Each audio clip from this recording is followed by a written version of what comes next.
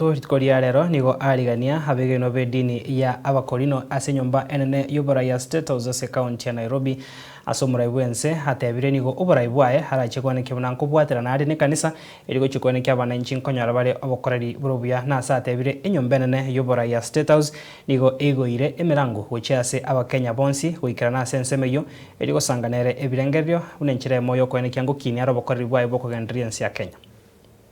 Nataka niwahakikishie, najua kuna watu wanazunguka wanasema William Ruto hii, William Ruto ile.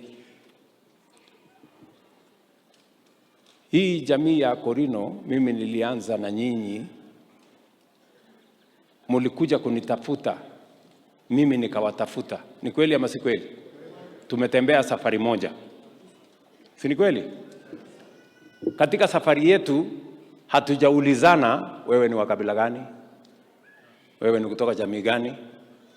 Tumeungana hapa kwa sababu ndio mapenzi ya Mungu tufanye kazi pamoja, si ni kweli? Na hivyo ndivyo itakavyokuwa. Wale watu wana dream ama wanaota ya kwamba watatugawanya. Kwanza mimi watanigawanya na marafiki ambao nimejenga urafiki na wao kwa muda mrefu, niwapatie habari mapema, hawatafaulu na watapotea. They will not succeed. Tunaelewana jameni? Na wawache kiburi mingi, na wawache madharau, na wawache matusi. Hii State House ni ya Wakenya wote, ni ya wale wengi na pia ni ya wale wachache. Unajua watu wengi wamesumbuka sana na vile nimealika watu wakuje State House. Mwingine alikuja hapa akasema, wewe rais umeshukisha, hii State House imekuja chini sana.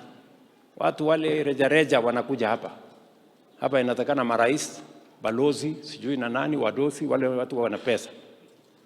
Lakini nimewaeleza sio ya kwamba nimeshukisha State House kuja chini. Hapana, nimeinua wananchi wakakuja juu ndio wafike hapa State House. Ama namna gani jameni? Si ndio? Yes. Na watakuja kuzoea. Wacha wapige kelele kidogo, kwa sababu hawajazoea. Watazoea kwamba hii State House ni ya Wakenya wote. Wale wako na nini watafika, wale hawana watafika, kwa sababu hii ni nyumba ya taifa letu la Kenya, na kila Mkenya akipata nafasi atembee hapa asiulizwe